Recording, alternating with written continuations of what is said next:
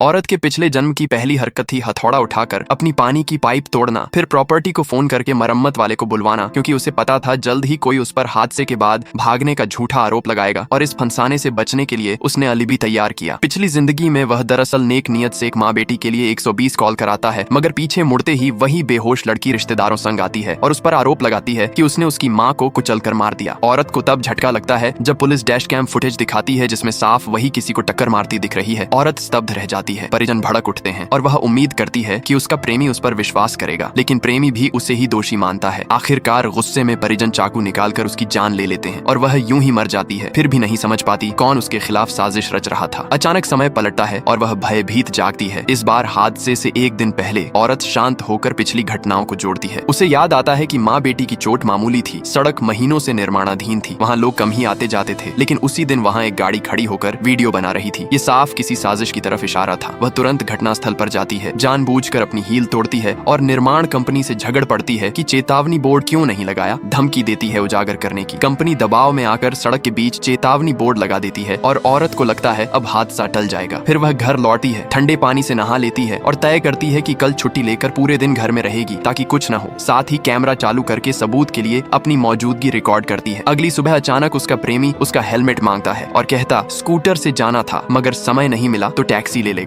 इस बात से औरत को शक होता है, क्योंकि पिछली जिंदगी में भी उसने उसका साथ नहीं दिया था। उसे शक होता है कि शायद प्रेमी भी साजिश में शामिल है। वह सावधानी से नीचे जाकर देखती है, उसका स्कूटर वहीं मौजूद है तो थोड़ी राहत मिलती है, मगर हादसे से 2 घंटे पहले वह एक और सुरक्षा करना चाहती है। वह रसोई से हथौड़ा उठाकर पाइप तोड़ देती है। मरम्मत वाला आता है, पाइप ठीक करता है। औरत मोबाइल से भुगतान करती है ताकि सबूत रहे कि वह घर में थी। उसे लगता है अब वह सुरक्षित है, मगर तभी दरवाजे पर जोरदार दस्तक होती है। मृतका के परिजन फिर गुस्से में घुस आते हैं और उनके साथ वही लड़की भी है जो फिर कहती है कि गुलाबी हेलमेट, लाल कपड़े और वही स्कूटर चलाने वाली वही औरत थी। सबूत के तौर पर वीडियो दिखाते हैं और सब मिलकर उसे ही दोषी ठहराते हैं। औरत चीखती है कि वीडियो नकली है और कोई उसकी नकल कर रहा है। वह आसपास के सभी कैमरों की फुटेज मंगाने की मांग करती है ताकि सच सामने आए। जांच होती है मगर कई फुटेज गायब मिलते हैं, कुछ अधूरी पुष्टि होती है, फिर भी सबूत उसी पर टिकते जाते हैं। पुलिस कहती है अगर वह सहयोग करे और मुआवजा दे तो सजा कम हो सकती है, मगर परिजन दबाव डालते हैं कि वह माफी मांगे और दोष स्वीकार करे। भीड़ कहती है कि जान गई है, अब बचने का कोई फायदा नहीं, और वह जितना इनकार करती है उतना ही उन्हें उसका इनकार और गुस्सा दिलाता है। औरत बार बार कहती है यह उसने नहीं किया, कोई उसे फंसा रहा है।